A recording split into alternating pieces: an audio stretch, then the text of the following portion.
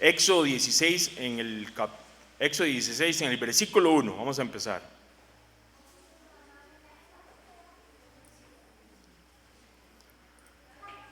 Dice, y partió, versículo 1, luego de Elim, toda la congregación de los hijos de Israel, y vino al desierto de Sin, que está entre Elim y Sinaí, a los 15 días del segundo mes.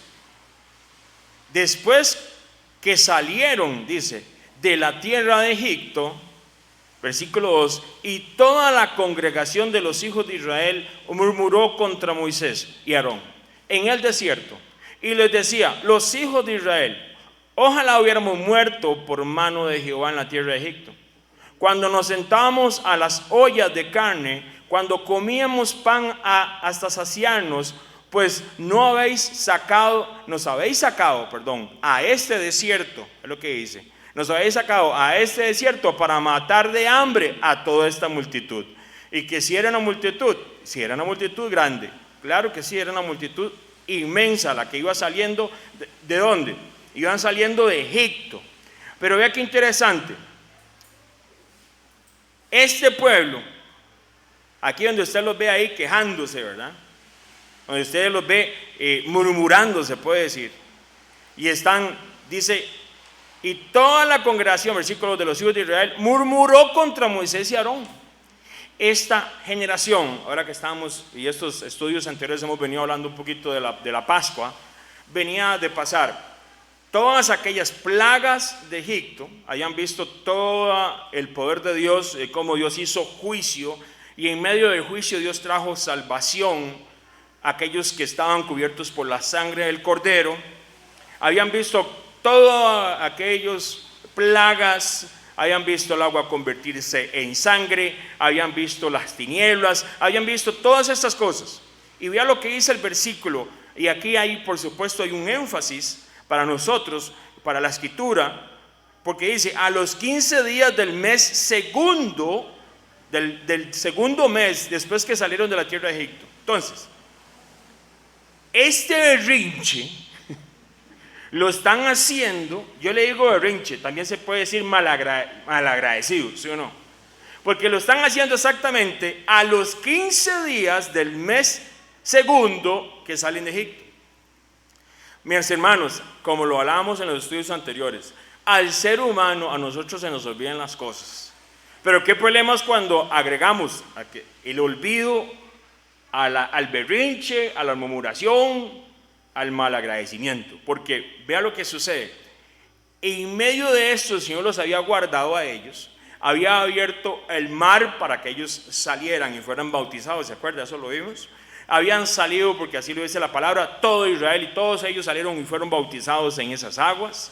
Ellos vieron cómo el cordero y la sangre que estaban en aquellas casas, usted se puede imaginar, en ese juicio que Dios hizo, y no fueron tocados sus primogénitos. Pasan todas estas circunstancias, y un mes después, haciendo aniversario, dijo el otro, ¿verdad?, de la salida, porque vea lo que dice, lo voy a leer este pasaje bíblico, por aquello.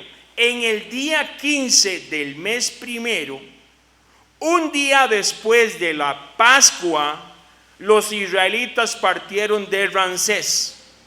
Marcharon desafiantes a la vista de todos los egipcios, mientras estos sepultaban a sus primogénitos, a quienes el Señor había herido de muerte.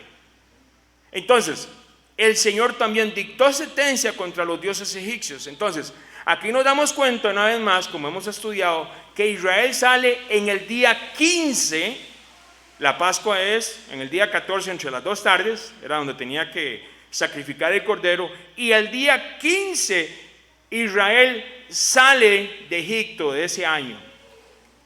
Resulta ser que exactamente, ahora entendemos lo que yo le estoy leyendo aquí en Números 33, ahí para sus notas, Números 33 del 3 al 4, dice claramente que el día 15 del mes primero, un día después de la Pascua, los israelitas partieron de Ramsés, marcharon, desafiantes a la vista de todos los egipcios, mientras estos sepultaban a sus primogénitos, a quienes el Señor había herido de muerte. El Señor también dictó sentencia contra los dioses egipcios. Y eso es un tema bastante grande, porque aquí estamos hablando de ¿qué? De que Dios había traído juicio a Egipto.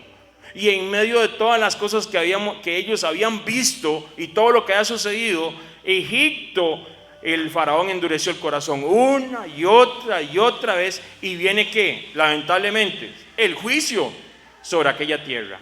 Y en medio de estas cosas, y en medio de estas circunstancias que se dan, un mes después, oiga muy bien, un mes después de que ellos salen y que ven toda la gloria de Dios y que celebran Pascua y que hacen todas estas cosas, el pueblo murmura contra Moisés diciendo: tenemos hambre. Mis hermanos, habían visto todas estas cosas y me imagino que es bastante incómodo estar en el desierto. Esa es la parte, ¿verdad? Cuando nos sacan de la zona de confort. Pero en medio de estas condiciones y en medio de todas estas cosas que pasan, vea cómo el Señor le da vuelta a las cosas para su gloria y su honra. Versículo 4 dice: y Jehová dijo a Moisés, en Éxodo 16, ¿ahí dónde estamos? Éxodo 16, versículo 4 dice: y Jehová dijo a Moisés: he aquí, yo os haré llover pan del cielo, y el pueblo saldrá y recogerá diariamente, oiga muy bien, la porción de un día para que yo lo pruebe si andan en mi ley o no.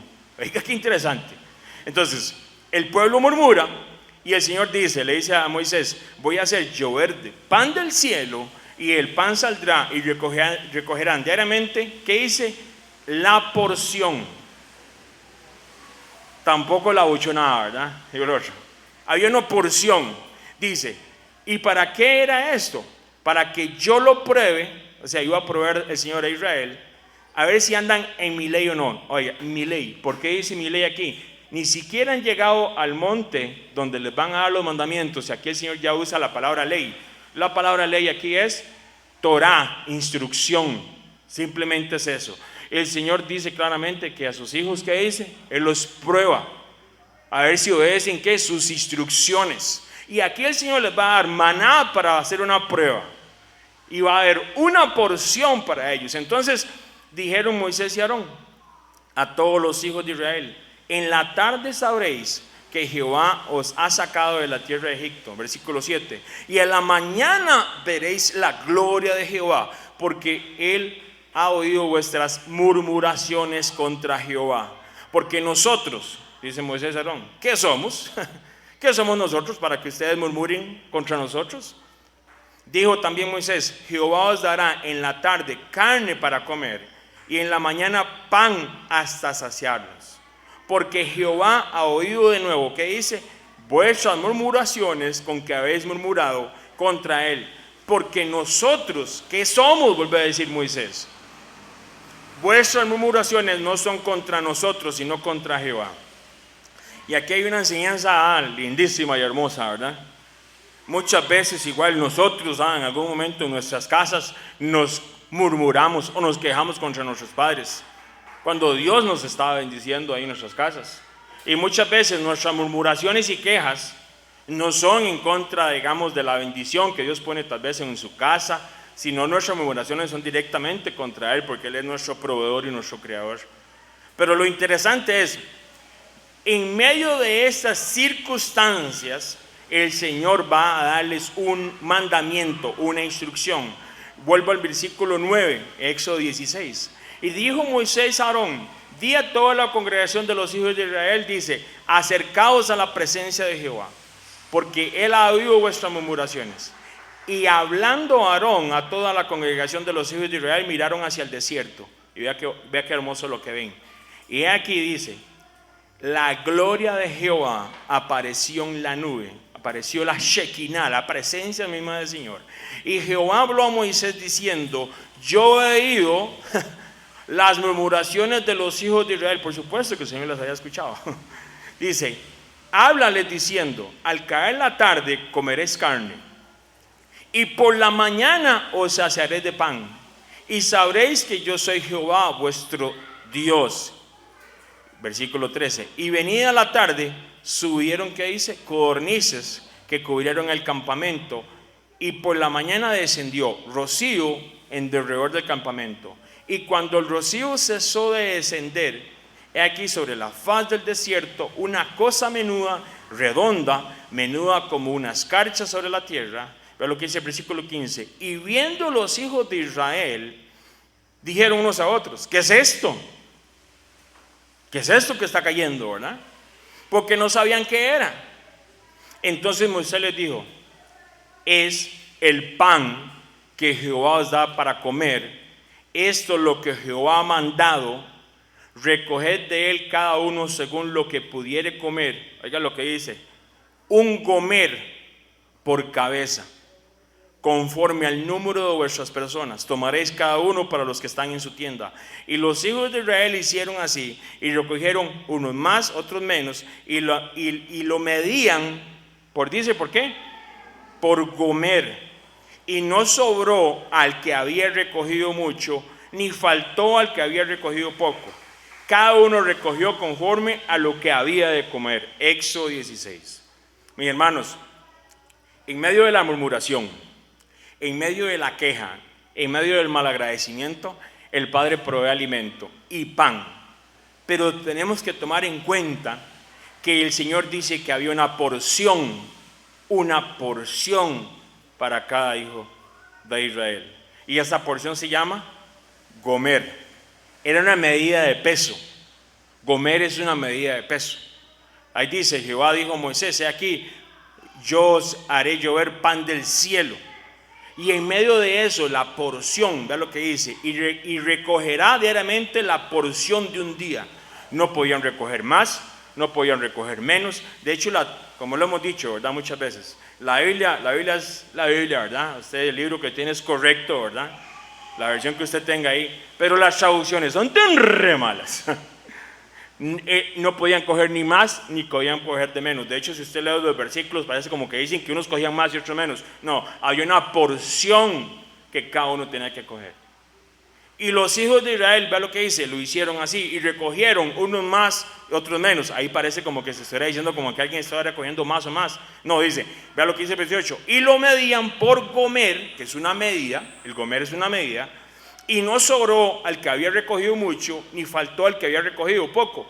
Cada uno recogió conforme a lo que había de comer. Entonces, la palabra gomer, si usted lo busca en una concordancia exhaustiva, o lo busca en el hebreo, la Strong, es la 6016 en esa concordancia. Y la palabra es omer. Casi la pegan, dijo el otro. Le pusieron gomer, es omer. Omer, ajá. ¿Qué significa omer? Es una medida.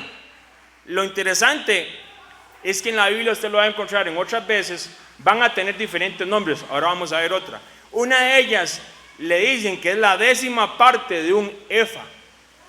Nunca ha escuchado usted, tal vez en la Biblia le digo, dice, y tiene que, cuando están las ofrendas, pasen adelante mis hermanos, una 10ª parte, ¿qué? De un efa. Y usted se queda así como que, ¿eso qué es? Eran medidas que tenían en ese momento. Entonces, ¿qué es lo que pasa? Son aproximadamente 2 litros. 2 litros. Pero usted me dice, y a pesar de que son litros, es una medida para líquidos, por supuesto, pero también se utiliza para granos. Y entonces puede ser aproximadamente, a los que les gusta la matemática, 1300 gramos. Eso es lo que se comían. 1300 gramos de maná, por decirlo, para que nosotros aquí, como nosotros usamos más gramos, aquí sí o no, ¿verdad? Bueno, no sé, habrá gente que usa otros términos, ¿ah? ¿Usted sabe cuántos son 1300 gramos? Sí, más o menos. ¿Sí? Qué bendición, porque yo no. Póngame usted a cocinar y dígame cuántos gramos de esto y cuánto del otro. Por eso es que me salen mal las tortas de la carne, porque ¿qué? Yo le hago en ahí. Vámonos. Entonces, lo interesante es que decían, y lo medían por gomer. Gomer es omer, y era una medida. Y no sobró al que habría recogido mucho, ni faltó al que había recogido poco. Cada uno recogió conforme a lo que había de comer. Entonces, lo interesante es que el Señor, en medio de la murmuración, en medio de todo, el Señor les da una instrucción, y tras de eso tienen que hacerlo hasta con medida. Tienen una medida para hacer y comer el maná. Entonces ahí es donde uno comienza a ver qué hermoso es el Señor. El Señor en medio de las cosas. Hay algo, la gente dice, hay mucha gente que dice, donde está el orden, está Dios, dice así, ¿verdad? Pues hay una parte de verdad en eso, porque hay casas que están muy en orden, pero no está Dios. Pero sí hay una parte de que Dios tiene cosas tan hermosas, en el orden y así, porque tampoco él dijo, agarren todo el mundo ahí, vaya, agarren todo lo que quieran ahí, vaya, agarren el saco y échele. No. De hecho, si usted se pone a ver, para nosotros es muy normal. De hecho, hay un término que se usó muchísimo en estos últimos 2 años. ¿Sí o no? Que todo el mundo decía, tiene que estar en cuarentena, ¿verdad? ¿Lo escuchó usted ese término? Tal vez en los últimos 2 años para atrás. Y todo el mundo que la cuarentena para allá y para acá. Esos términos médicos y un montón de cosas vienen inclusive de la Escritura. Israel tenía, por medio del Señor, la revelación que el Señor le da, ya luego Moisés, y está escrita todo, le da cosas tan increíbles que, digamos, si usted lo lee, no lo lee profundamente, pero lo lee usted profundamente, puede ver que el Señor tenía un montón de instrucciones hasta para la gente. Una vez conversaba esto con un hermano acá del grupo. Hasta para ir al servicio, dijo el otro, para hacer number 2, dijo el otro, number 1 y todo, el Señor tenía un orden. O sea, fueron 40 años en el desierto. Esta gente no puede estar en un desorden. Es increíble que las, digamos, condiciones de sanidad, se le dice así, o salubridad, que hay en la Biblia, las aplican en muchos lugares. ¿Por qué creen? ¿De dónde vino esa sabiduría? Y la gente que los desecha, en medio de todo eso, lamentablemente usted sabe cómo les va. Porque él cree, y aquí eso es un tema muy hermoso, y no se asuste, ¿verdad? Que el Señor habla inclusive de qué hay que comer y qué no hay que comer.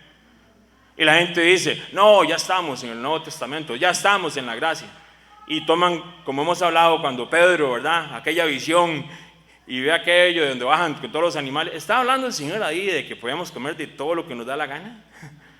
¿Cree usted eso? Y eso es un tema muy amplio y bonito. Y hay gente que se cierra y una vez dice, no, nadie me va a quitar mi chancho, nadie me va a quitar esto y lo otro. El Señor sabe por qué hace las cosas. Pero vean, lo interesante es que aquí en Éxodo 16, el Señor a mí me habla de cosas claras y concisas, inclusive de una medida del maná que tenía que venir y que la gente tenía que consumir por una razón. Ahora, ahí mismo en Éxodo 16, vamos al versículo 31. Si lo tiene ahí en la aplicación, nada más dele ahí más para allá, o en la Biblia, vamos a ver el versículo 31. Dice, y la casa de Israel, dice, lo llamó maná. Y era como semilla de culantro. Y su sabor como hojuelas con miel. ¿Quién puede explicar eso, mis hermanos? Y versículo 32 dice, y dijo Moisés, esto es lo que Jehová ha mandado, llenad, ¿qué dice? Un gomer de él y guardadlo para vuestros descendientes, a fin de que vean el pan que yo os di a comer en el desierto, cuando yo os saqué de la tierra de Egipto. Y dijo Moisés a Aarón, toma una vasija y pon en ella, ¿qué? Un gomer de maná, y ponlo delante de Jehová, para que sea guardado, para que vuestros descendientes, con propósito, siempre el Señor. Y Aarón lo puso delante del testimonio para guardarlo como Jehová lo mandó a Moisés, versículo 35. Y así comieron los hijos de Israel maná 40 años, hasta que llegaron a la tierra habitada. Maná comieron hasta que llegaron los límites de la tierra de Canaán. Oiga muy bien, vea lo que dice el versículo 36. Y un gomer es la 10ª parte de un efá. ¿Por qué cree que el Señor hace ese énfasis? ¿Qué es lo que el Señor está diciéndole a Israel y a nosotros? ¿Qué es ese énfasis del maná, del gomer? ¿Cuánto guardaron? Un gomer. Un gomer guardaron ellos. O sea, una porción de un día para que usted se comiera, eso fue lo que fue guardado. Le voy a leer este versículo. Usted quédese ahí ahorita, porque vamos a seguir en Éxodo ahorita. Pero oiga este versículo bíblico, vea qué interesante. Tras la segunda cortina estaba la parte llamada el lugar santísimo. Oiga lo que dice. El cual tenía el altar de oro para el incienso y el arca del pacto, toda recubierta de oro. Entonces, en el lugar santísimo estaba el arca del pacto, ¿sí o no? Dentro del arca había una urna de oro que contenía ¿qué? El maná. ¿Qué más había? La vara de Aarón que había retoñado. y las tablas del pacto, los mandamientos. ¿Qué es el? ¿Sabe cuánto había en la urna de oro que contenía el maná? Bíblicamente, ¿qué? Un gomer o un homer. Ahí estaba guardado. ¿Por qué el Señor hace énfasis a una cantidad de algo? ¿Qué es lo que el Señor quiere enseñarle al pueblo? Y alguien podrá decir, y esas son las cosas que la gente lee aquí, y dice, no, eso no tiene que ver nada. Yo no creo. Yo no creo. Hay tantas cosas que Dios nos quiere mostrar con todos estos detalles. El Padre da un mandato. El pasaje bíblico que yo leí ahorita está en Hebreos capítulo 9, Nuevo Testamento, versículo del 3 y 4. Habla qué contenía el arca del pacto. ¿Qué contenía? Una urna de oro que contenía el maná, o sea, un gomer de maná, la vara de Aarón que había retoñado y las tablas del pacto. Eso es lo que había en el arca. Y en medio de estas cosas, eso es Hebreos 9, y vea lo que dice: el Padre da un mandato a Israel para que se guarde una cantidad de maná en el arca del pacto. Era importante la cantidad aquí, era muy importante. Y para que los descendientes entendieran que esta gente habían comido de este maná, un gomer diario, por 40 años. Y sobrevivieron en el desierto 40 años con una comida que nunca nadie había visto. Pero a la misma vez es como una provisión. Ve lo que dice: comieron eso hasta antes de llegar ¿a dónde? A la tierra prometida. ¿Por qué? Porque en la tierra prometida el Señor les tenía ¿qué? Frutos. El Señor le tenía, ¿qué dice? Es la tierra que fluye leche y miel. Y había un montón de cosas más. Eso era como la primicia de lo que iban a recibir. Era como, tome un poquito nada más para que usted pruebe lo que va a recibir allá. Pero por la dureza del pueblo, este pueblo comenzó a dar vueltas y vueltas y vueltas. Y toda esta generación tuvo que morir antes de llegar a disfrutar esas cosas. El Señor a veces nos da un gomer de ciertas cosas. Un gomer, una medida pequeña de algo que más adelante viene. La parte es: ¿somos honrados con el gomer que recibimos diariamente? ¿Somos honrados con lo que Dios nos da diariamente? Porque si a veces pensamos y a veces nos afligimos, y es normal por las circunstancias que a veces pasamos. Cada uno de nosotros vivimos circunstancias diferentes y estaremos pasando en este momento cada uno circunstancias diferentes. Pero mi hermano y mi hermana que está aquí, yo le vengo a recordar a usted que independientemente de lo que usted haya vivido, en el Señor, en su palabra, en su obediencia, en el Mesías, en Jesucristo, en Yeshua, me encanta en hebreo porque es lo que significa salvación, tenemos una tremenda tierra prometida llena de cosas para usted y para mí de lo que viene, hablando espiritualmente. ¿Me voy a entender? Y a veces nos estamos y somos malagradecidos. Y a veces es normal hasta inclusive, porque hay circunstancias fuertísimas de lo que la gente pasa. Yo no le digo a usted que usted no tenga emociones. Cuando yo a veces hablo con personas, mi hermano, no, a veces pretendemos que nosotros no podemos tener esas partes de que a veces nos achicopalamos. Pero hay una parte donde usted tiene que entender. De una cosa es, como dijo Job maldijo el día que él nació, pero nunca maldijo al Dios que lo había hecho nacer. Hay mucha diferencia entre esa actitud. Tú te puedes achicopalar, el problema es cuando la agarramos en contra del Creador. Y Israel agarró en contra del Creador muchas veces, pero el Señor siempre les dio el maná durante esos 40 años. Y en medio de esa medida, en medio de lo que es para seguir con el gomer, debemos de recordar que era un mandato. Y vamos a ir, vaya a Levítico 23. Vamos a ir a Levítico 23. Vamos a leer el versículo 9.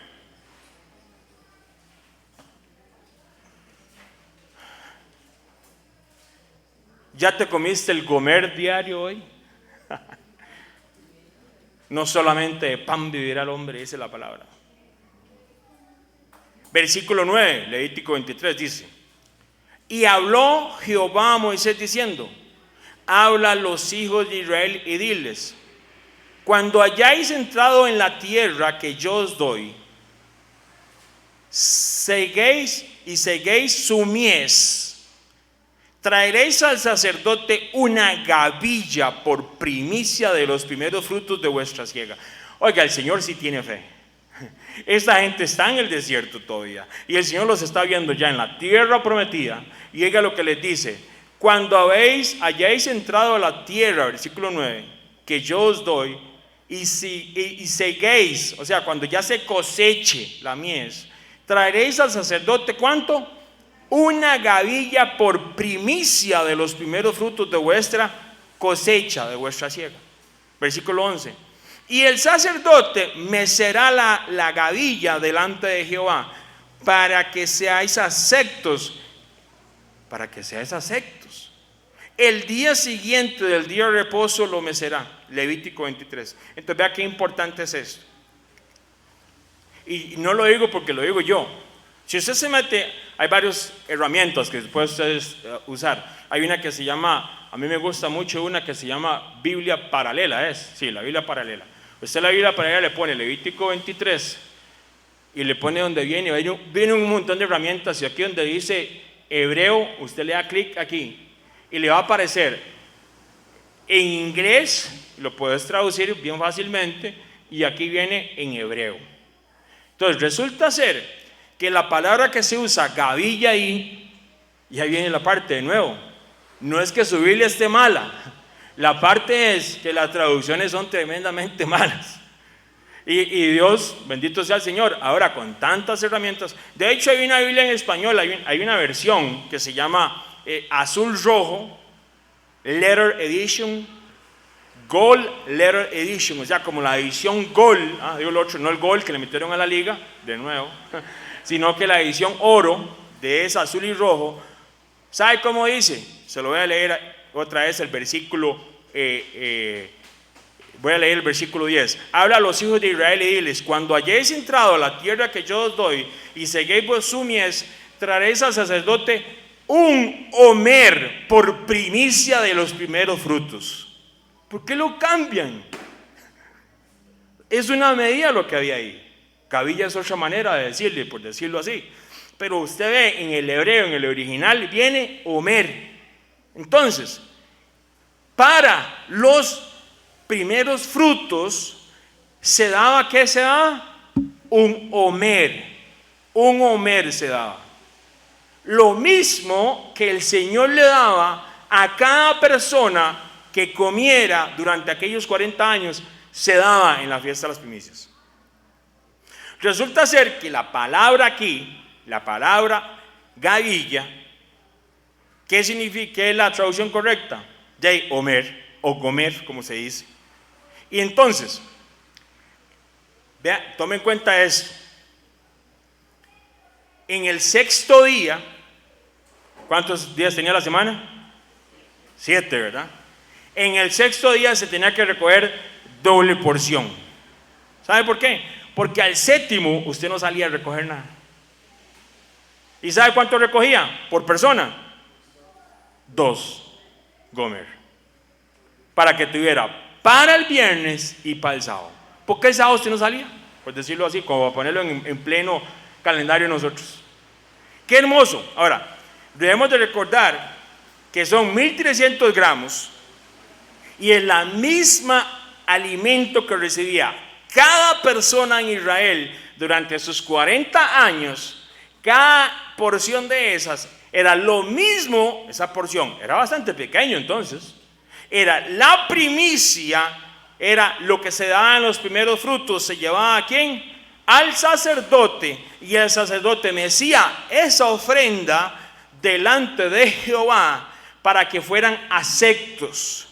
El día siguiente del día de reposo lo mecerá. Ya ahorita vamos a entrar aquí. Pero ¿usted cree que eso era casualidad? Analícelo usted un momentico. ¿Usted piensa que era casualidad que las primicias? Primero que nada, recordemos que Levítico está el Señor dándoles esta palabra. Están en el pleno desierto y el Señor ya los está viendo a ellos ¿con qué? con frutos, con toda la cosecha lista. El Señor tiene fe en lo que Él va a hacer. El que no tiene fe somos nosotros. El Señor ya estaba viendo esto y les dice: cuando ustedes estén en la tierra prometida, ustedes van a dar esta ofrenda para primicias. Casualidad, nada más. Vea lo que dice el versículo 9, ahí mismo en Levítico 23. Y habló Jehová a Moisés diciendo, versículo 10: habla a los hijos de Israel y diles: cuando hayáis entrado a la tierra que yo os doy y segáis su mies, traeréis al sacerdote una gavilla, un homer, por primicia de los primeros frutos de vuestra siega. Y el sacerdote mecerá la gavilla, el homer, delante de Jehová, para que seáis aceptos, el día siguiente del día de reposo lo mecerá. Ahora, aquí debemos de entender algo. El Señor estaba diciéndole a ellos: traigan una primicia de la gavilla, de lo que se sembraba. Y mis hermanos, allá no es como acá. En Israel las tierras y todo lo que es el ciclo, ¿verdad?, de invierno, primavera, todo lo que tienen allá no es igual que acá. Allá es frío, de hecho hasta cae nieve en ciertos momentos del año.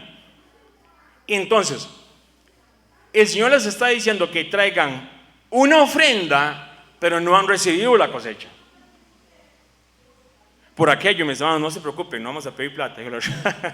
Porque este tema lo manipulan. Gracias al Señor aquí no. Gracias a Dios, bendito sea el Señor. Las primicias es un tema demasiado hermoso, demasiado santo, como para tirarlo al suelo y pisotearlo como lo pisotean mucha gente, ¿verdad? Porque Dios tiene un calendario bíblico para estas cosas. Y eso que empiezan al principio de año y venga con las primicias y venga por las emisoras y las iglesias y pidiendo primicias, con solo eso lo que hay que hacer es orar para que ellos, o que el Señor, si no les ha llegado la revelación, tengan la revelación, o si les llegó la revelación, para que se arrepientan. Porque tomar primicias para sacarle plata a la gente, eso es un asunto muy serio, muy serio. Porque vamos a ver el principio de ¿cómo se llama?, de lo que son primicias. Y por qué el Señor había puesto una medida exacta para dar en primicias. Vea que en primicias la ofrenda que se le da al sacerdote aquí era ¿cuánto? Un homer. No era lo que mucha gente aquí dicen y que comienza a decir: dele, venga, estamos en primicias, eche todo lo que usted no tiene, no importa, dé por fe. ¿Cómo es eso? Así no es lo que el Señor me enseña en la palabra. En contexto y en vista, o sea, recordemos que venimos pasando lo que se llama Pascua. Debemos de recordar que, digamos, cuando decimos Pascua muchas veces, digamos, la traducción igual, como le digo yo, no es lo mismo, pero cuando se dice Pascua se entienden las fiestas primeras que el Señor dice en la Escritura. ¿Cómo? Cuando se dice a veces Pesach en hebreo, incluye panes sin levadura, Pascua y primicias. Esas son comunidas en esa. Muchas veces cuando se dice el término nada más Pesach en hebreo o Pascua, incluye esas tres fiestas. ¿Pero por qué es importante esto? Porque es muy importante para el Señor. Entonces, recordemos que en las fiestas, cuando el cordero es sacrificado el día 14, al final del día 14 empieza panes sin levadura. ¿Cuántos días dura panes sin levadura? 7 días. Este año nosotros nos tocó hermoso, porque cuando estábamos en los bautizos y cuando estábamos en la actividad última, ese mismo día en la tarde era Pascua y ese mismo día en la noche empezaba panes sin levadura por 7 días. Entonces, en medio de esta semana que hay panes sin levadura, por supuesto, en medio de esos 7 días hay un Shabbat, un sábado semanal, ¿sí o no? Por supuesto, si panes sin levadura dura 7 días, en alguno de esos días va a caer sábado. Y lo vemos tan claro cuando el Mesías, Él es el Cordero y como Él resucita y todo. Más adelante lo vamos a ver. Pero para tenerlo más en el contexto, en vista de que de las fiestas de los panes sin levadura duraba una semana completa, empezando panes sin levadura, después de que se sacrificaba el cordero de Pascua, siempre había un sábado ahí, ¿verdad? Después de ese sábado semanal, no el Shabbat alto como se conoce, o el sábado alto, no. Después de ese sábado semanal, ¿sabe qué significa, qué se celebra? Primicias. El día después de ese sábado semanal, porque hay veces que la palabra dice sábado o dice Shabbat, depende de la versión que usted tenga en la Biblia, y no se está refiriendo a un Shabbat normal, sino a un Shabbat alto, lo que le dicen, o una fiesta.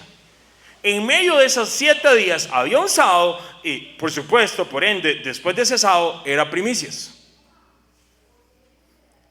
¿Qué se llevaba en esos primeros frutos? El Omer. En la época de la cosecha de Israel, ¿sabe qué comenzaba en Pesach? En Pascua. Cuando el grano de cebada se comenzaba a recoger, era Pascua. Por eso, y eso es otro término, hay un montón de cositas bonitas que uno puede estudiar, cuando se recoge la cebada, por eso es que se dice Abid, el mes Abid, porque ya todo está listo, esa ya está empezando a tener, ya puedo recoger, ya puede empezar la fiesta. Por eso hay años y la gente dice, pero ¿cómo es eso? Que este año se atrasó un año, se hizo un más diferente. Porque si la mies no está Abid, no se puede recoger, entonces no puede haber ofrendas. Se da un mes más. Eso es un estudio aparte, muy bonito, para poder ver cómo el calendario del Señor impacta nuestras vidas. Pero lo importante en medio de esto es que en la época de la cosecha, oiga muy bien, en la época de la cosecha, no en invierno, en la época de la cosecha, cuando el grano de cebada ya se iba a recoger, ¿qué se recogía? Un omer para llevarlo al templo como acción de gracias. ¿Por qué? Porque era lo primero. Resulta ser que en el tiempo allá en Israel, ahorita que nosotros vivimos este tiempo, meses antes se puso fríísimo. Diciembre, enero está frío. La tierra no da nada. Y luego comienza a cambiar la tierra y comienza a cambiar todo. El Señor comienza a dar sol, comienzan a cambiar, hay lluvias y se empieza a sembrar. Y de un momento a otro, en el tiempo para Pascua, ya tenemos las primeras cosas que podemos dar una ofrenda. Pero Dios, en su manera tan hermosa que es, pide un omer de primicias. Pero ese omer va a significar, esa medida es bendecir la cosecha que viene más adelante. Yo no tengo nada todavía, no tengo naranjas, pero ya está bendecida toda la cosecha de naranjas. De hecho, lo de los frutos se da al final del año. Yo estoy bendiciendo algo en el nombre del Padre de algo que yo no estoy viendo, y es por obediencia. Y aquí sí es lo que se conoce como fe, lo que hablábamos, emuná, eso sí es tener fe, porque está dando gracias por algo que no es, y eso le cuesta a la gente. Yo no sé a usted, pero a mí me cuesta. El ser humano quiere ver. ¿Qué le decían al Mesías? Haga señales, haga señales. Hay que tener cuidado cuando uno pide señales, sobre todo si hay un tránsito al frente, ¿verdad? Hay que tener cuidado, porque mucha gente está pidiendo señales y señales y señales. Y el Señor les dijo, ¿sabe cuál señal le voy a dar a ustedes? La señal de Jonás. Y se quedó así. Le dice, ¿oh generación qué? Era una generación mala y adúltera, porque querían pedir señales. ¿Cómo señales? El Señor había multiplicado panes. El Mesías había sanado ciegos. El Mesías había levantado a Lázaro de la tumba y le estaban pidiendo señales. Eso está puramente como Israel saliendo después de ver todas las plagas y ver de todo y decirle al Señor, y comienzan a murmurar, ¿qué estás haciendo con nosotros aquí? Mejor no hubiéramos muerto allá en Egipto. Mis hermanos, nuestra vista humana tiene que ser filtrada a través del Espíritu y a través de la palabra para poder ver lo que Dios desea para con nuestras vidas. Hay momentos en nuestras vidas que nosotros no vemos más allá de esta pared, pero ahí es donde se activa la fe. donde no hay fe y donde no hay esperanza en muchas cosas, donde no hay cosas donde yo pueda ver, pero yo voy a caminar de acuerdo a la Escritura. Y a pesar de que hubo una nevada tremenda este año y la tierra está muy dura, yo voy a dar mi homer de primicias, a pesar de que no vea la cosecha que viene más adelante. Eso es lo que Dios estaba ejercitando en Israel. Ahora, ¿cuál era el ejercicio espiritual que Dios hacía con Israel? Óigalo muy bien. De la misma manera que Israel había recibido el maná, ¿quién le decía a quién que llegara el maná día a día? ¿Quién? ¿Cómo ellos en el mismo desierto pudieron vivir 40 años? ¿Cómo? Porque había alguien que los cuidaba. Había alguien que tenía todo en sus manos y era Él. Israel ahí vio el poder de lo que es el Padre en ese desierto. Y toda una generación murió porque lo que hicieron fue murmurar contra el Padre que los estaba cuidando. Hasta había un propósito de que ellos no entraran directamente, porque alguien me decía un día, pero ¿por qué Dios no se los llevó directamente y los metió a la tierra prometida? Y ya de una vez había un propósito.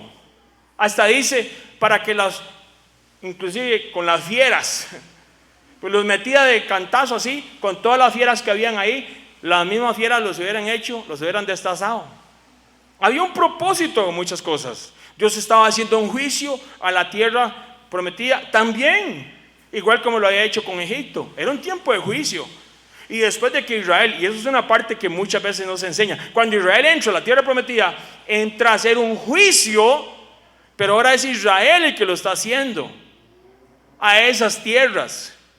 Y en medio de todo eso era Dios diciéndoles, de la misma manera como estuvieron ustedes 40 años y les di maná y nunca les hizo falta hasta que cruzaran el río Jordán, esta cosecha me pertenece a mí, dice el Señor. Usted preocúpese de dar la cantidad que dice la Escritura, que Dios le pidió que diera. Usted preocúpese por dar la ofrenda correcta, que Dios se encarga del resto. Y en medio de estas cosas comienza a tener más sentido primero frutos o primicias.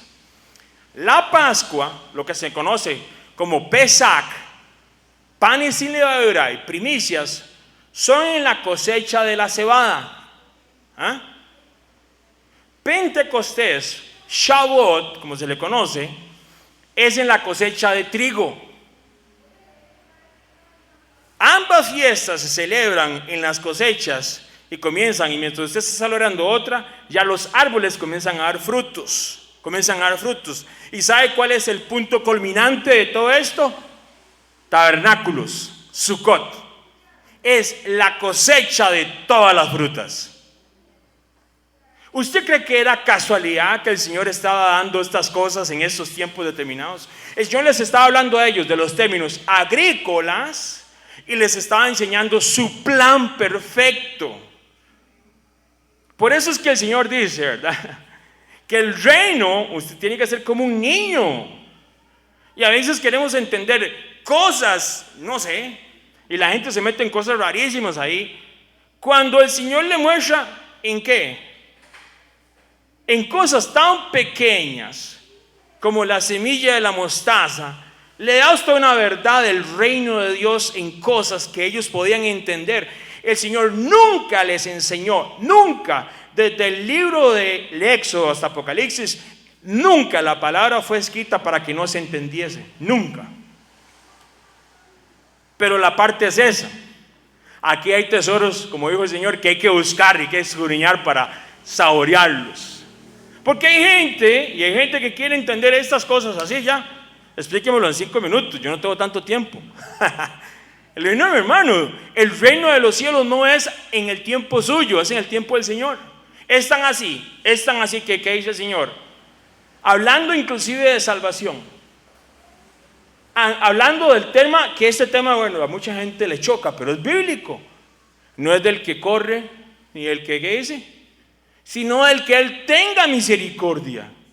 Mis hermanos, si tuvo misericordia contigo y conmigo, aprovéchela. Porque habrán otros que tal vez no tengan esa oportunidad. ¿Y quién soy yo para decir quién es y quién no? Como dijo el salmista, como dice, en la palabra, ¿quién soy yo para decir quién sube o quién baja? Hay que tener mucho cuidado con eso. Porque hay cosas en la escritura que se nos revela simplemente por misericordia. Y estas fiestas que se celebran de acuerdo a la cosecha de la cebada, ¿cuál era? Pascua, pan y sin levadura, primicias, el primer grupito aquí. Luego viene Pentecostés, que es en el mismo tiempo que ya casi ahorita lo celebramos, que es en el tiempo de la cosecha del trigo. Y mientras se están celebrando eso, ya los árboles comienzan a dar fruto, y la culminante es tabernáculos, que es donde se dan las cosechas de todos los árboles, de todas las frutas. ¿Usted cree que eso era casualidad? No, para mí no, porque el Señor es tan hermoso que Israel estaba familiarizado, por supuesto, con el concepto de primicias. Claro que sí, sí lo tuvo que vivir en la Pascua. Por eso es lo importante, nosotros que celebramos Pascua hace unos días atrás, porque entendemos la importancia de lo que es el primogénito.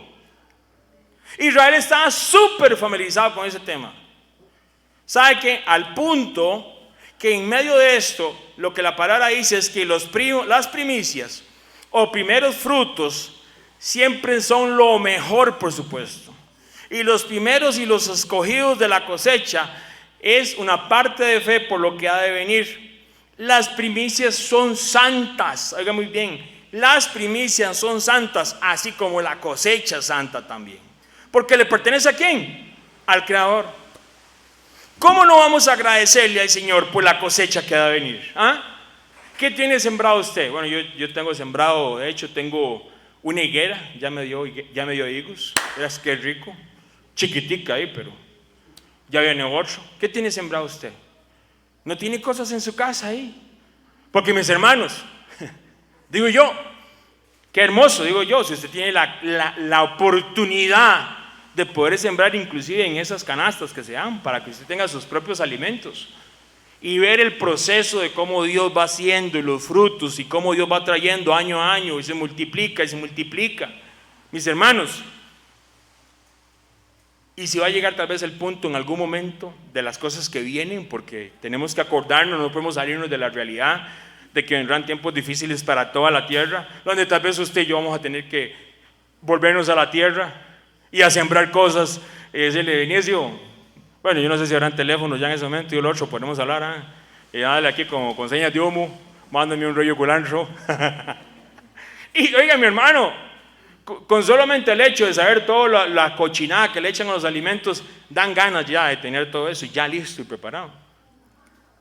Porque, mis hermanos, a la gente la están matando con todos los alimentos que están comiendo. Por supuesto, hay un plan malévolo. El enemigo, acuérdense que es el Dios de este mundo.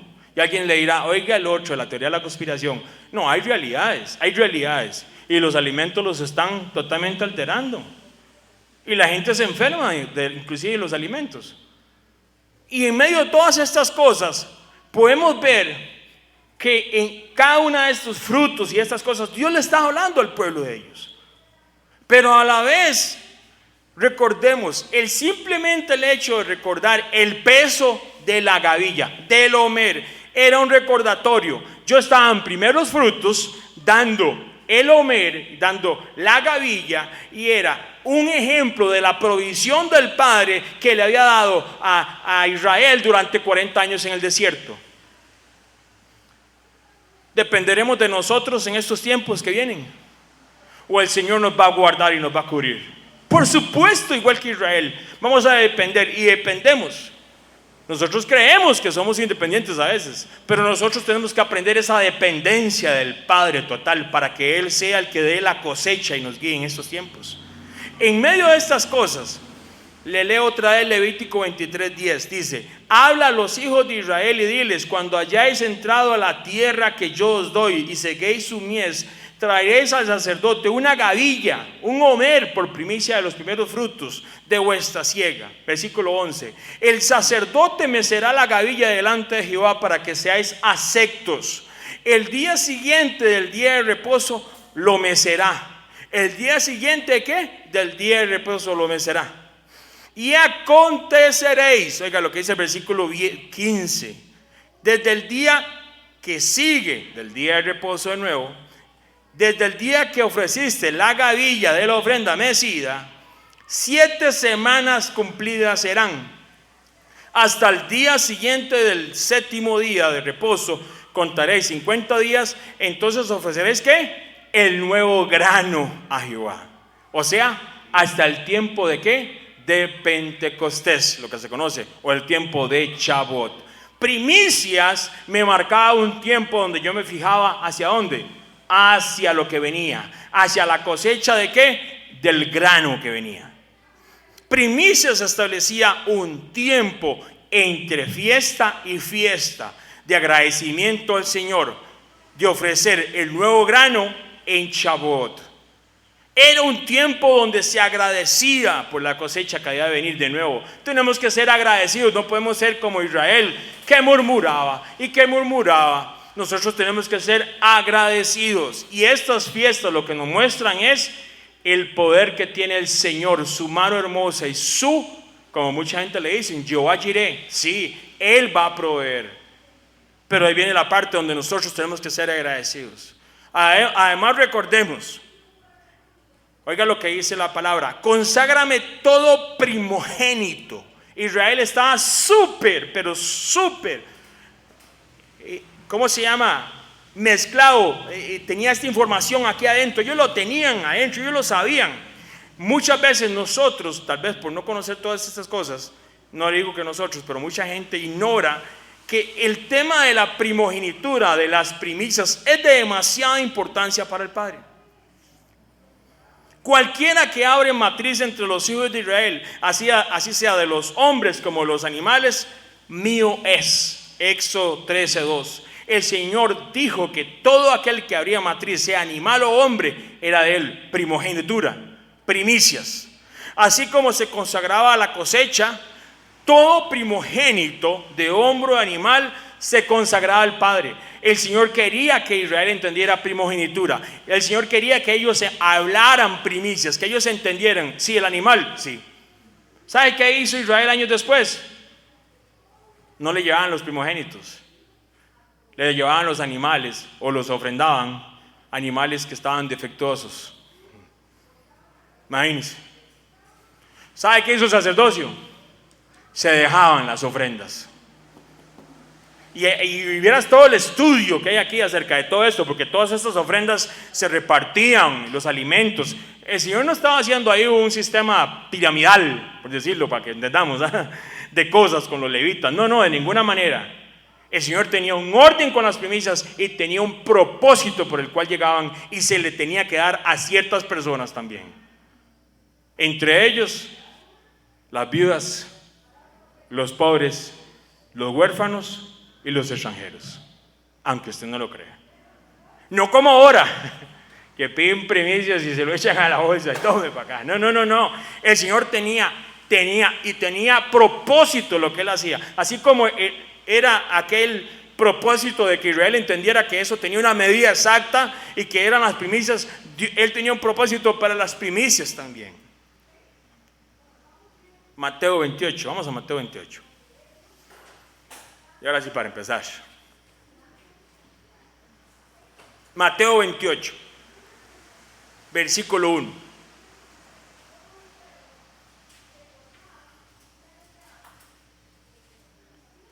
Después de él,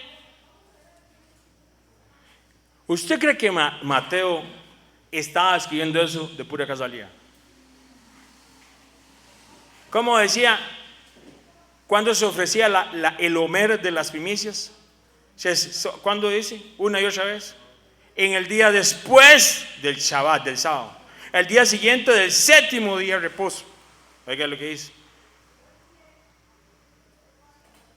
Mateo 28, mientras lo busca usted, le dice, hasta el día siguiente del séptimo, ahí dice, y contaréis desde el día que sigue al día de reposo.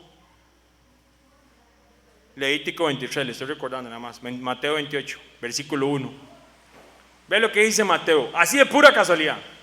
¿Después de qué? Del día de reposo. Hay versiones que dicen después del sábado. Inclusive hay versiones que dicen Shabbat. Después del Shabbat, al amanecer del primer día de la semana, María Magdalena y la otra María fueron a ver el sepulcro. Sucedió que hubo un terremoto violento, porque un ángel del Señor bajó del cielo y acercándose al sepulcro quitó la piedra y se sentó sobre ella. Su aspecto era como el de un relámpago. Oiga, qué hermoso. Su ropa era como ¿qué? Blanca como la nieve. Los guardias tuvieron tanto miedo de él que se pusieron a temblar y quedaron como muertos. Versículo 5. El ángel dijo a las mujeres: no tengan miedo. Sé que ustedes buscan ¿a quién? A Jesús, el que fue crucificado. No está aquí, pues ha resucitado, tal como dijo. Vengan a ver el lugar donde lo pusieron. Pero lo que más me interesa es cómo empieza Mateo. Y yo sé que estos capítulos no tienen esos, el rollo no tiene esto aquí, ¿verdad? Cuando lo escribían ellos. Pero dice, después del sábado. ¿Por qué hace ese énfasis?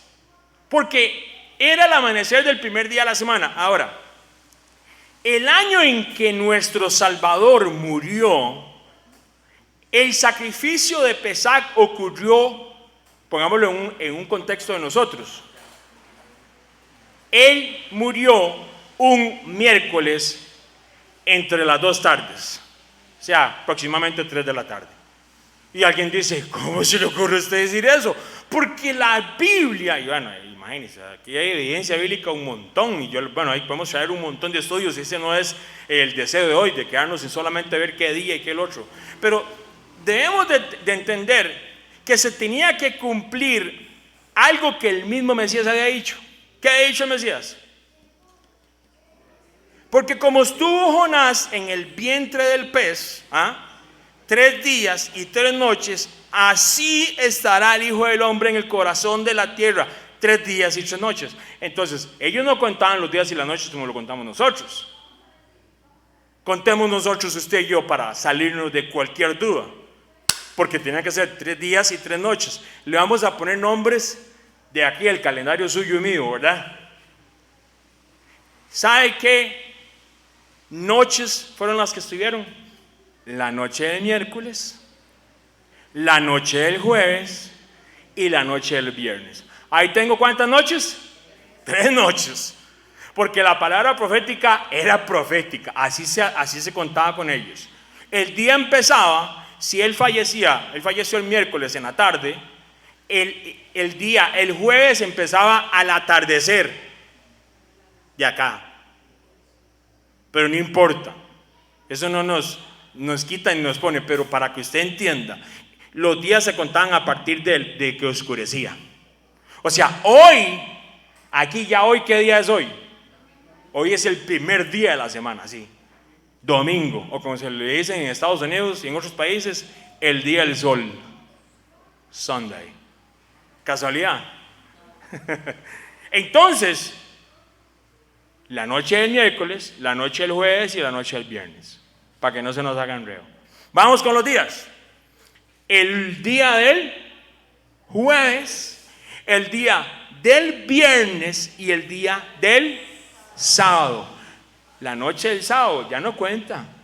Ya no cuenta. ¿Por qué? Vamos a hacerlo aquí. Noches, días. La noche del miércoles, la noche del jueves, la noche del viernes, el día del jueves, el día del viernes, el día del sábado. No hay noche del sábado, porque no se ocupa. Porque no se ocupa, de acuerdo al calendario ellos no se ocupan. ¿Cómo fue que entonces? Sí, ya estaban las 3 días y las 3 noches. ¿Cómo alguien puede asegurar o cómo alguien puede decir bíblicamente, porque se puede corroborar históricamente los calendarios que ellos utilizaban en aquel tiempo? Hay un montón de historiadores, entre ellos Josefus y otro montón de más, que a mí me dicen que así se contaban los días y las noches. ¿Cómo pueden decir que Él resucitó el primer día de la semana? No. Sí resucitó el primer día de la semana, claro. Claro que sí, porque aquí empezaba. El sábado apenas oscurecía, porque era el día, lo que Él tenía que estar. El momento que se tapó el sol, ese Shabbat, hace 2000 años atrás, mis hermanos, se estremeció todas las tinieblas porque Él se levantó, ya no tenía que estar más en la tumba. ¡Qué glorioso! En el momento mismo, ¿sabe qué empezaba aquí? Aquí. En la noche de ese Shabbat, o sea, ya el primer día de la semana, como hoy. ¿Sabe qué empezaba? Primicias. Por eso Él dice que Él es el Señor, el dueño del Shabbat, del sábado. Él resucitó cuando terminó ese día, pero terminó. Él no tenía que estar en la tumba más. Y alguien dijo, ¿y qué se hizo? Y es un estudio grandísimo de lo que tal vez podamos ver bíblicamente. Pero mis hermanos, había un propósito que Él se levantara en primicias ese día. Ya no tenía que estar en la tumba más. Ya había estado las 3 días y las 3 noches. ¿Sabe qué nos cuenta esto? El día después del día de reposo, como lo dice Mateo 28, es decir, en los primeros frutos el Mesías se levanta. Exactamente cuando ya se oscureció y empezaba el otro día, Él es el primer fruto. Y Él no está muerto. Él está sentado a la diestra del Padre.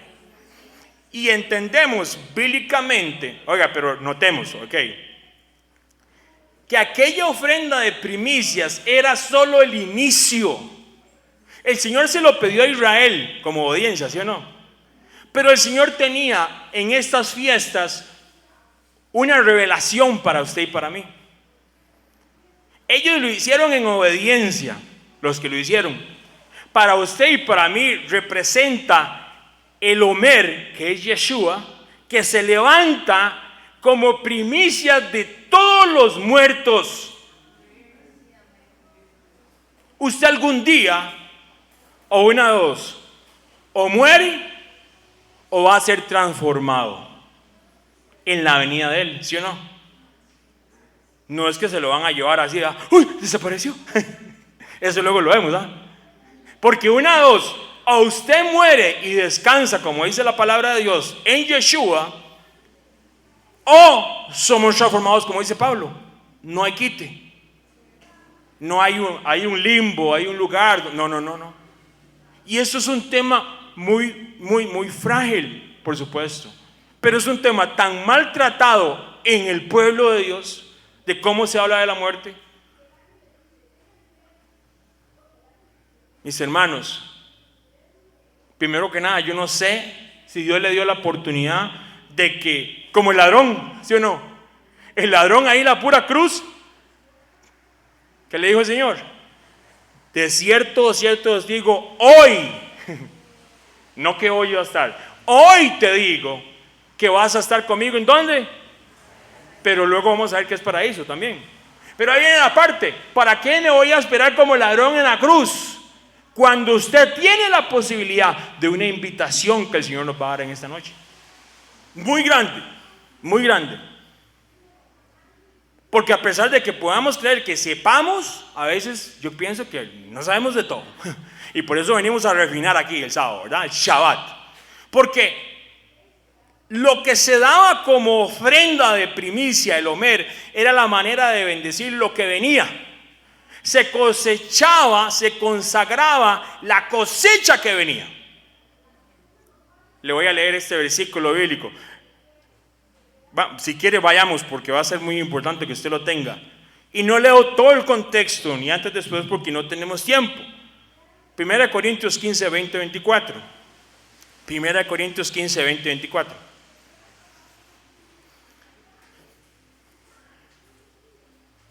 Mas ahora, 1 Corintios 15, 20, 24. Está hablando Pablo. ¿Le está hablando a quién? ¿A gente que son israelitas? No. Corinto era pura gente que no conocían del Antiguo Testamento, por decirlo de alguna manera. No eran judíos, por decirlo de alguna manera. No eran de las 12 tribus de Israel. No. Esta gente eran totalmente lo que se llaman gentiles. Y oiga lo que Pablo les está hablando. Mas ahora, versículo 20, Cristo, o sea, Mesías, Cristo es en griego Mesías, ha resucitado de los muertos. Primicia de los que durmieron es hecho. Por cuanto la muerte entró por un hombre, también por un hombre la resurrección de los muertos. Porque así como Adán todos mueren, también en Cristo todos serán vivificados. Pero cada uno se dio orden. Oiga muy bien. El Mesías, Cristo, primero. Las primicias, luego los que son de Cristo en su venida. Oiga qué manera. Luego, versículo 24, el fin. Cuando entregue el reino al Dios Padre y cuando haya suprimido todo dominio, toda autoridad y potencia. Mis hermanos, nuestro Mesías era, por decirlo de una manera, como lo dice la Escritura, era aquel Homer que era santificado para que luego viniera toda la cosecha. Usted se puede imaginar los israelitas que conocieron, los judíos que conocieron de esta palabra y ya después entendieron, wow, yo año a año estaba dando primicias y nunca supe esto. ¿Usted se imagina eso? Porque ellos lo vivieron. Usted sabe, yo me acuerdo que mi abuelo decía que a veces no tenía que dar y no iba a dar nada, pero él sacaba para dar ofrenda de primicias, un Homer.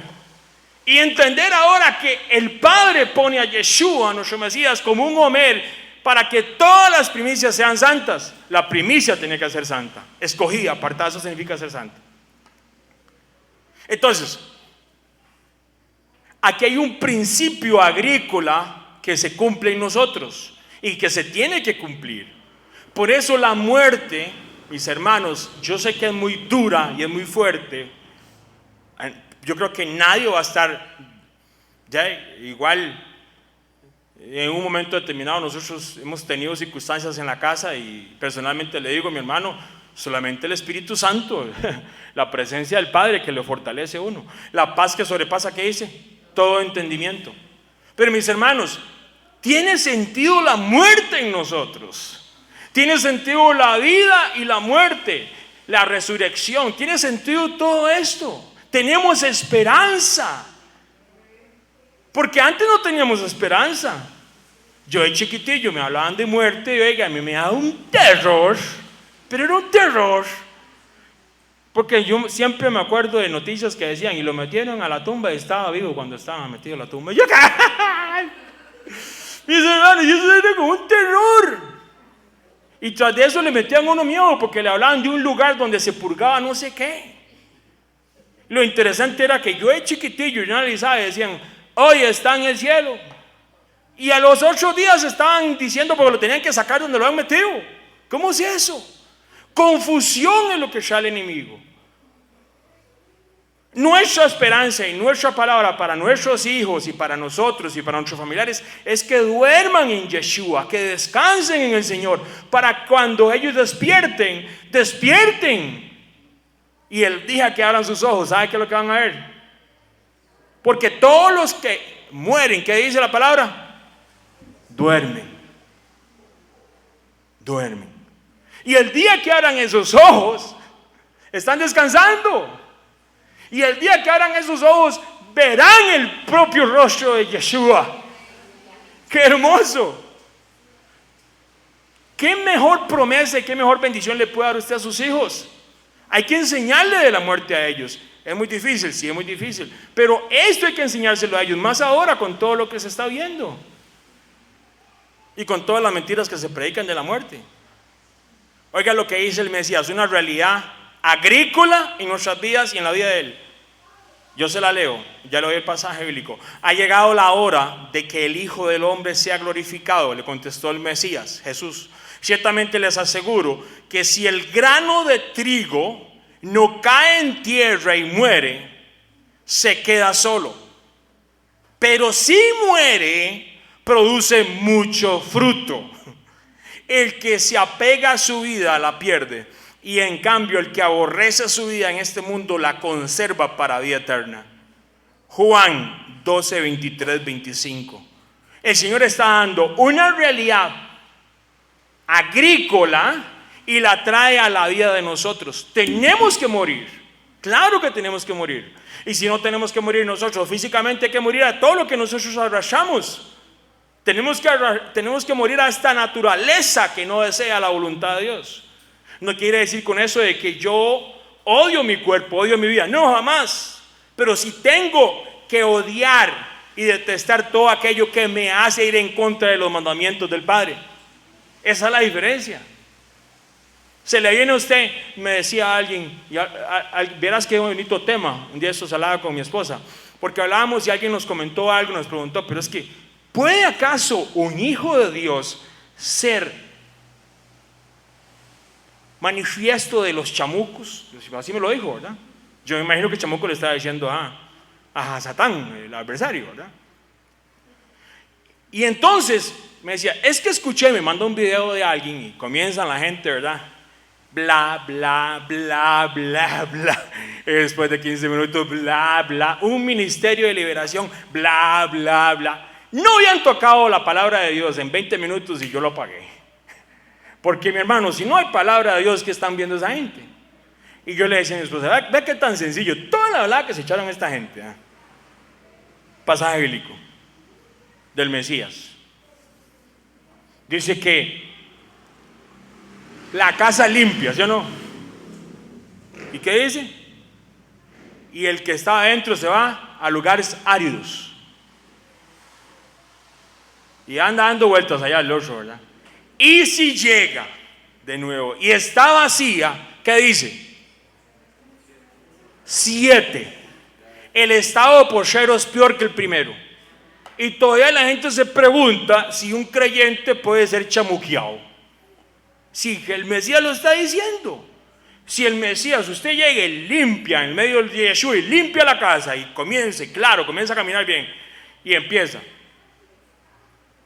a chamuquearse, no obedecer al Señor y comienza, no, hoy me voy a dar un break, voy a ir a tomarme unas frías.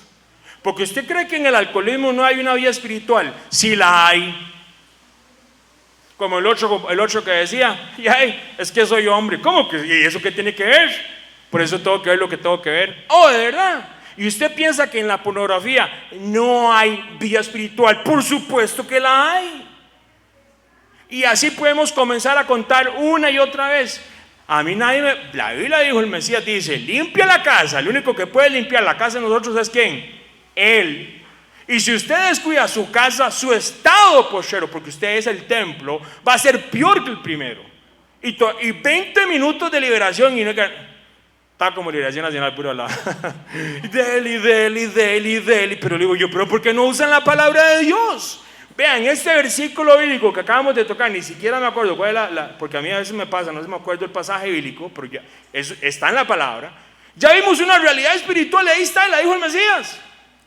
Pero espere, porque tengo que ver qué dice el apóstol tal. Y el apóstol puede decir lo que quiera, el profeta puede decir lo que quiera. El Mesías dice que Él es el que habla las cosas. Como dijo, de cierto a cierto digo que, mas yo os digo, porque Él estaba trayendo ¿qué? La verdadera aplicación de los mandamientos de Dios.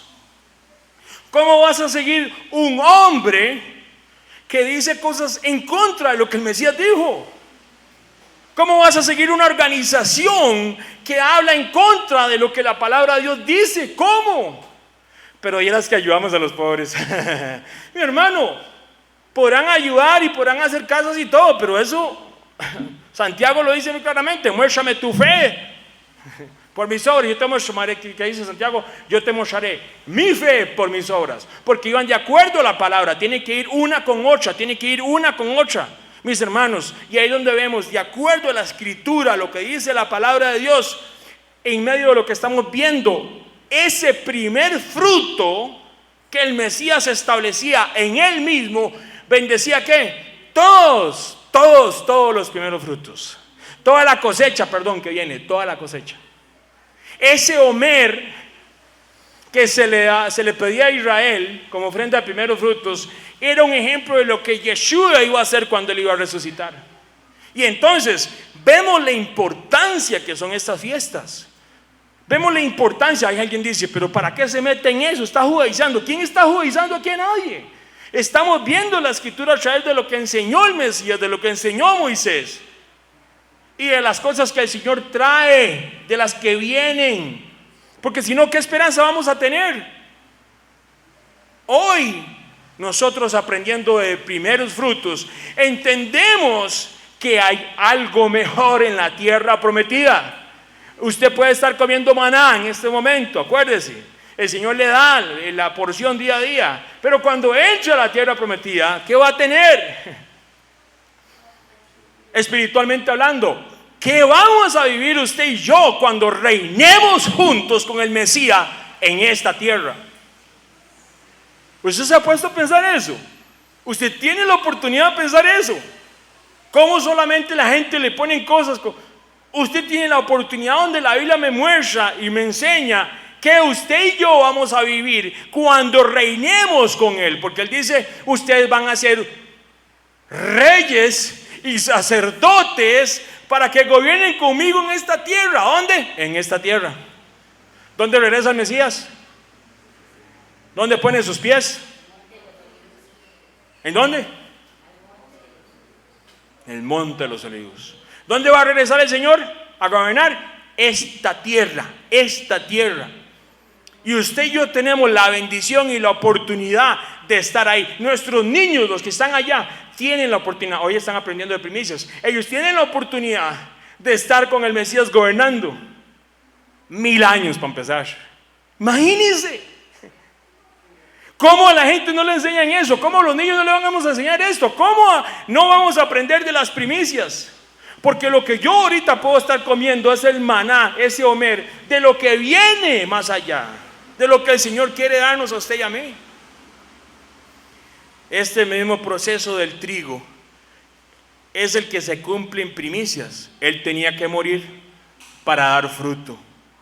Y así el mismo Yeshua, el único digno que podía dar vida para perdón y salvación, como dice la palabra, en Cristo, en el Mesías, todos serán vivificados. El pasaje que yo leí ahora era Juan 12, 23, 25, donde el grano de trigo tiene que caer en la tierra y tiene que morir para que produzca mucho fruto. Entonces, vamos a Mateo 27. Vamos a Mateo 27 para que usted vea, para que veamos las bellezas de la palabra. Mateo 27. Vamos a leer el versículo 50. Mateo 27, versículo 50. Vea qué hermoso. Mateo 27, versículo 50. Entonces, qué hermoso entender que Él cumplió primicias. Sí, gracias. Porque si hace santa el principio de la cosecha, toda la cosecha será bendita. Será santa, hermosa para el Padre. Mateo 27, 50. Oiga muy bien. Mas Jesús, habiendo otra vez clamando a gran voz, entregó ¿qué? El Espíritu. Versículo 51. Y aquí el velo del templo se rasgó en dos, de arriba abajo, y la tierra tembló y las rocas se partieron. Versículo 52. Y se abrieron los sepulcros, y muchos cuerpos de santos que habían dormido se levantaron. ¿Cómo se le dice a la muerte en la Biblia? Dormir. Esta gente estaba muerta y se levantó. Oiga muy bien. Versículo 52. Y se abrieron los sepulcros, y muchos cuerpos de santos que habían dormido se levantaron. Esta gente estaba muerta. Versículo 53. Y saliendo de los sepulcros, vea qué hermoso, porque vea lo que hace Mateo, la aclaración. Y saliendo de los sepulcros, ¿Después de qué? De la resurrección de Yeshua, de él, vinieron a la santa ciudad y aparecieron a muchos. Mis hermanos, el centurión y los que estaban en versículo 54 con él guardando a Jesús, visto el terremoto y las cosas que habían sido hechas, temieron en gran manera y dijeron: verdaderamente este era el Hijo de Dios. Ellos se levantaron, y lo dice Mateo bien claramente, después de la resurrección ¿de quién? De él. Nadie podía tener una resurrección antes que él, en este caso, en este momento. Alguien dice: ¿y aquel varón, Lázaro? No, es diferente. Aquí estamos hablando de primicias, porque Yeshua era la primicia. Y esta gente se levanta. Ahora, ¿cómo se levantaron ellos? ¿Se levantaron como Lázaro o se levantaron ya en cuerpos perfectos? La Biblia no me dice a mí eso. O sea, hay gente que dice, no. ¿Sabe? Ahora, vamos a un aspecto, pero piénselo usted un momento, ¿cómo se levantaron ellos? Ve que es bonito estudiar la palabra y uno analizar, porque bíblicamente, vaya y busque donde dice que se levantaron de una u otra manera, no lo dice. Yeshua es las primicias de los que durmieron, acuérdese muy bien. Mas ahora Cristo ha resucitado de los muertos, primicias de los que durmieron. La gente que muere, duerme. Pero ¿cómo se levantaron ellos? ¿Como Lázaro? ¿O se levantaron con un cuerpo ya perfecto como Yeshua se levantó? Como el que usted y yo vamos a tener. Entonces hay un aspecto muy interesante viéndolo a través de lo que representa la ofrenda de las primicias. Porque resulta ser que el sacerdote tenía que presentar una ofrenda en el templo. Sería que en este caso ellos, los que se levantaron ahí, fueron primicias de la primicia entonces. Y Yeshua se presenta en el templo del cielo, porque mucha gente dice, ¿qué le dijo Yeshua a aquella mujer? No me toques, porque aún no he subido a mi Padre, mas ve a mis hermanos y les subo a mi Padre y vuestro Padre, a mi Dios, a vuestro Dios. Y mucha gente dice, ve que ahí estaba diciéndole que no lo tocara porque tenía que presentarse las ofrendas de las primicias en el cielo. Yo no lo puedo afirmar. Debemos de recordar que aunque muchos aseguren que esos resucitaron como ofrendas de primicias, hay un grupo grandísimo también que dicen que resucitaron como Lázaro. Y yo por esto, yo no voy a perder la salvación. Pero yo sí les recuerdo esto. Las cosas secretas le pertenecen a Jehová, mas las reveladas son ¿para quiénes? Para nosotros, para nuestros hijos, para siempre, para que se cumplan, para que cumplamos todas las palabras de esta ley. Deuteronomio 29. Nunca se me olvidaba ese pasaje bíblico, porque como era liguista me decían siempre que la 29. Entonces siempre me acuerdo de Deuteronomio 29. Y ese pasaje es muy claro, porque hay cosas que usted no puede y usted no le llega. Y hay gente que lo asegura. Yo no me meto, porque me daría temor santo agregar o quitarle. Yo lo que sí puedo decirle es que esa gente se levantó de alguna manera y caminaron y los vieron. Por eso fue que aquel hombre, ¿cómo se llama? El centurión y toda la gente. Eso fue una noticia no local. Si usted vaya, lea. Y como le digo yo, no, lea la Biblia primero. Pero los libros históricos hablan de un hombre que resucitó. La historia lo confirma. Hay un libro y hay una película que se llama El caso de Jesús, creo que se llama así, ¿no lo han visto? Donde es un hombre que estaba totalmente dispuesto a mostrar de que era mentira. Él es un periodista criminólogo, no, como un crimen, eso. Es criminalista y todo, y él comienza a analizar todo, pruebas y todo, porque usted para decir que algo es mentira tiene que tener pruebas. Se convirtió al Señor. El Señor le toca el corazón después de que hace toda la evidencia. ¿Sabe qué hizo? Hizo un libro y a veces hizo hasta una película de él. Era un corazón fuerte y duro, ¿verdad? Como el faraón, pero el Señor Y hay con tanta evidencia. Ahora, nosotros no nos convertimos, la gente no se convierte por evidencia. Debemos de recordar eso. El Espíritu Santo es el que hace la obra. El Señor comenzó a hacer, Él se tuvo que leer los evangelios, todos, se tuvo que comenzar a leer el Nuevo Testamento. Y el Señor llegó y a leer Biblia. Hay gente que llega y me dice, no, hombre, eso es mentira lo que usted dice. Vaya, léalo. Yo lo reto, porque así hacía yo cuando no conocía al Señor. Y era un jupón. Entonces yo me iba a ver, vamos a ver si es cierto. Ay, ya, si era cierto. Entonces yo veía la palabra es la que tiene esa autoridad. Y cuando usted lee la palabra, acuérdese que es una espada, ¿qué? De doble filo, que llega y hasta dentro y corta todo ese montón de cosas que hay entre nosotros y lo saca. Él sí puede hacer eso, el Espíritu Santo, su palabra, su espada. Pero recordemos que en medio de lo que sea, en medio de lo que haya pasado, debemos de entender que hubieron un grupo, unas personas que resucitaron, ¿qué? Después de él. ¿Casualidad? No, hombres, de ninguna manera. Entonces, para muchos, si lo quieren ver así, es Yeshua la primicia de esas primicias. Lo que sí podemos notar, mi hermano, es que el Mesías cumple literalmente en el momento después de ese sábado que atardece, Él cumple primicias. Y no solamente eso, se levantan otros muertos. Se levantan otros muertos. Estaban durmiendo, se despertaron, el Señor los levantó. Vea lo que pasa. Sí tenemos que recordar algo aquí, de mucha importancia. De mucha importancia. Yo se lo leo si desea. Versículo 32, voy a leer y ya le digo el pasaje bíblico. Y el mismo Jesús les dijo: de cierto os digo, ¿no os dio Moisés el pan del cielo? Mas mi Padre os da el verdadero pan del cielo.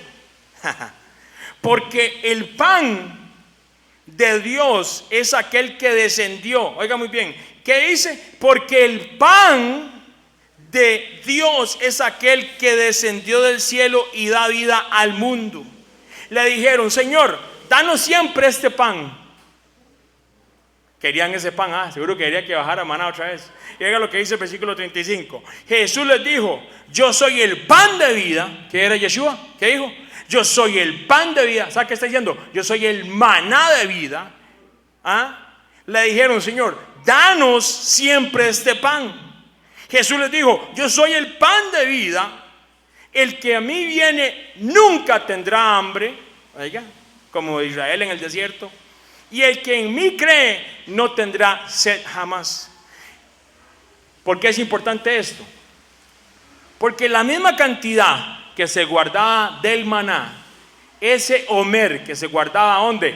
E inclusive el Señor le dice a Moisés: guárdalo en el arca del pacto. La misma cantidad, la misma ofrenda que se guardó ahí, que se guardó y se guardó y se guardó, era la misma cantidad que se tenía que levantar en primicias. ¿Por qué cree que él está diciendo: yo soy el maná? O sea, por decirlo de alguna manera, yo soy el Homer que está ahí guardado, que nunca les hizo falta por 40 años y nunca les va a hacer falta más.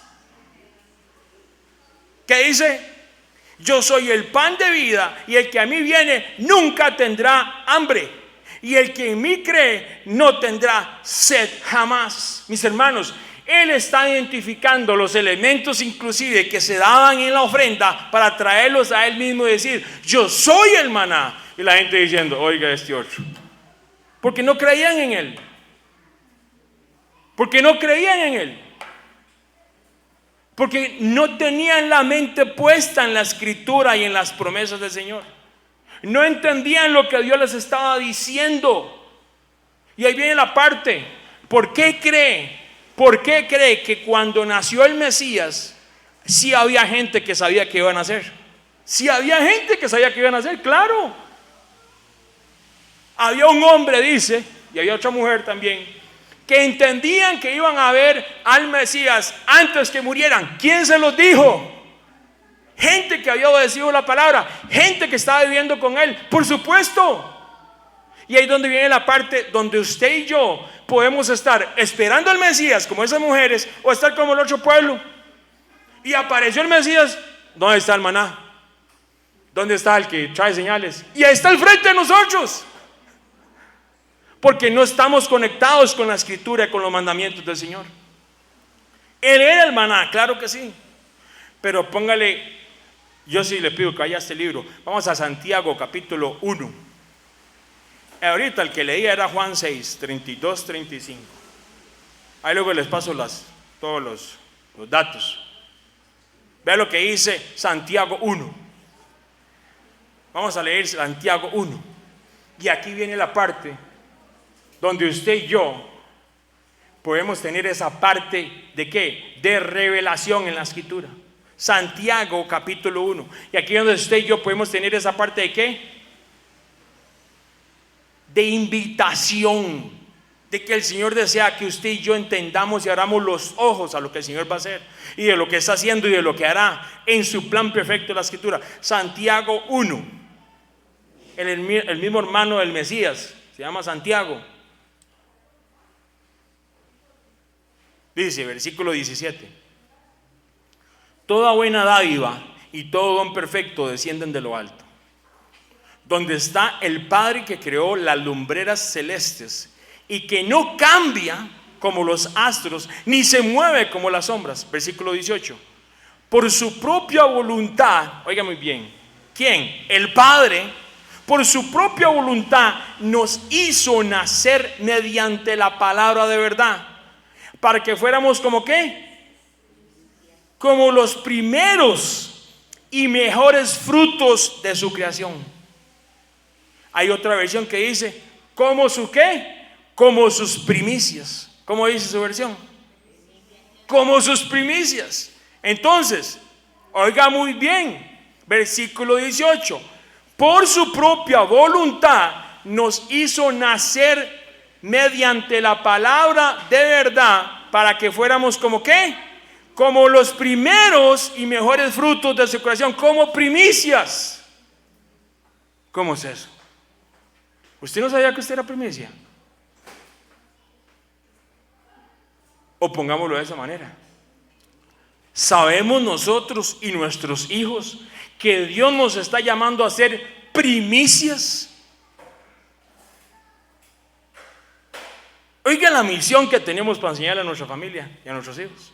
Nosotros nacimos, como dice, mediante la palabra de verdad. Por eso aquí leemos la escritura, la leemos y la leemos y la leemos, porque entre la palabra de verdad es que nacemos.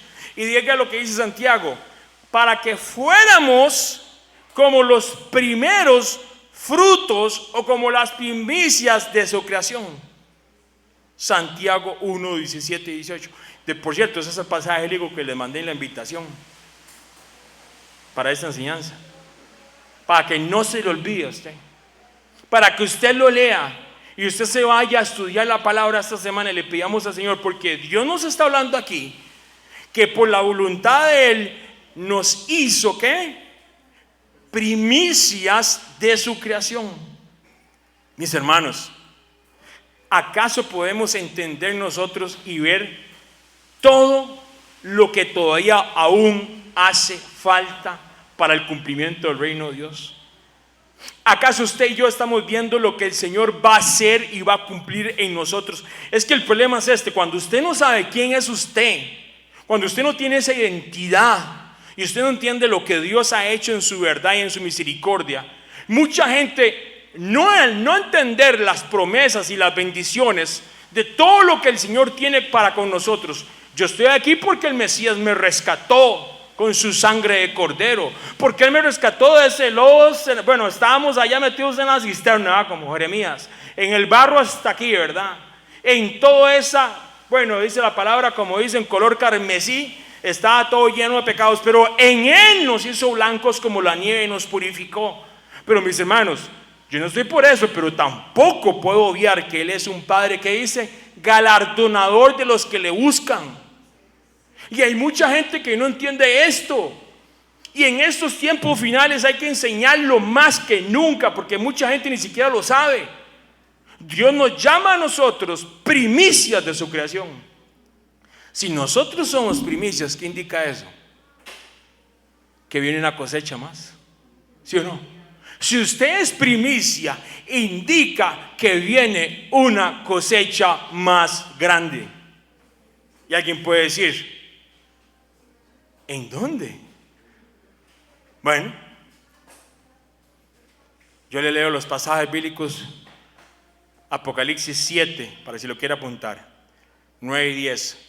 Después de esto miré, y aquí una gran multitud, la cual nadie podía contar, de todas naciones y tribus y pueblos y lenguas, que estaban delante del trono y con la presencia del Cordero, vestidos de ropas blancas y con palmas en las manos, y clamaban, ¿qué dice? A gran voz diciendo: la salvación pertenece a nuestro Dios, que está sentado en el trono y al Cordero.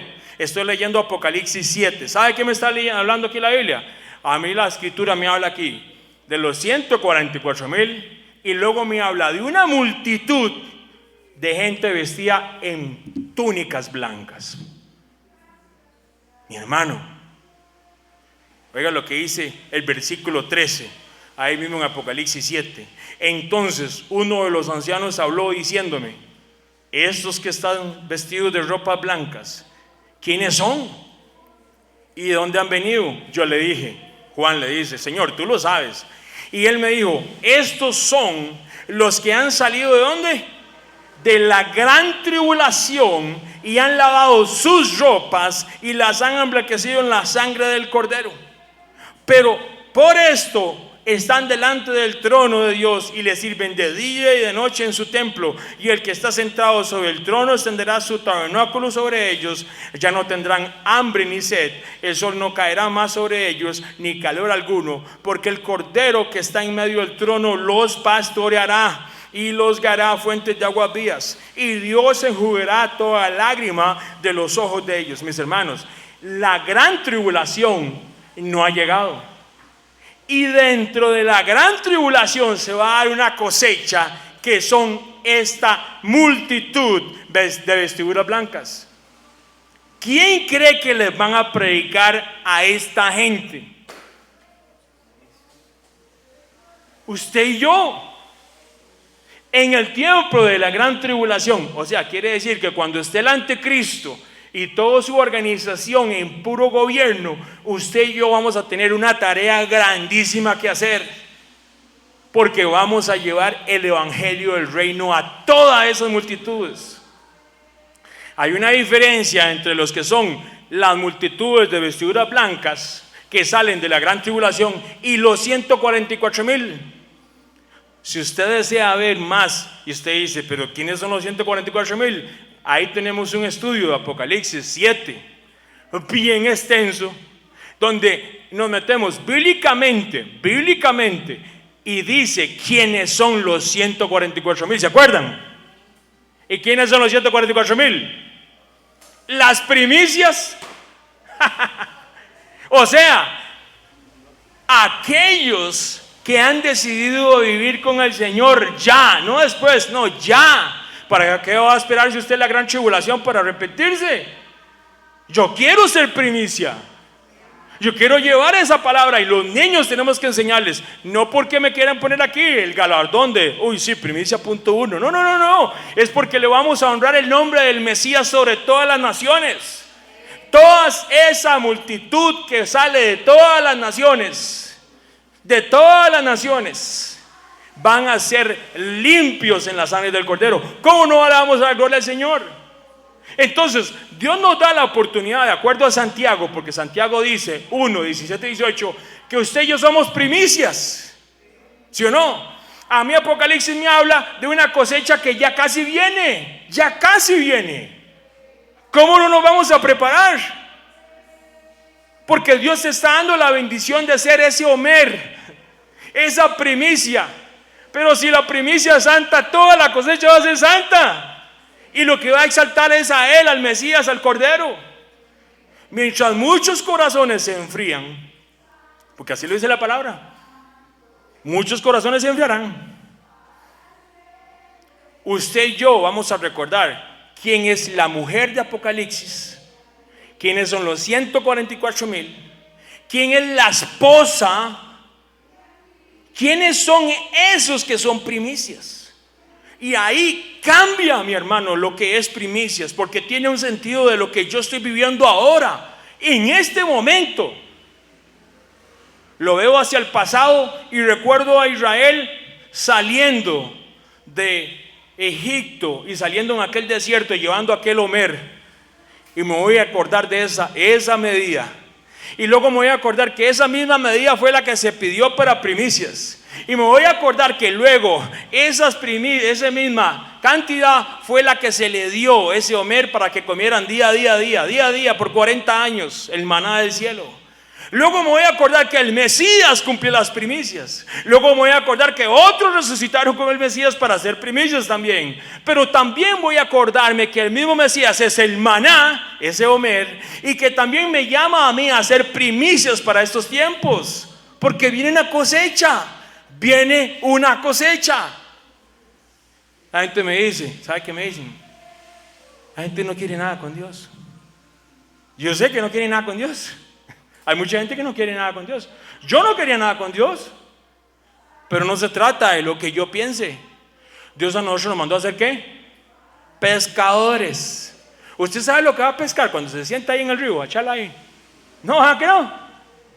A veces pensamos, queremos ser pescadores y yo quiero saber lo que yo voy a pescar. No, ese pescado no me gusta, entonces le tiro otra vez al mar.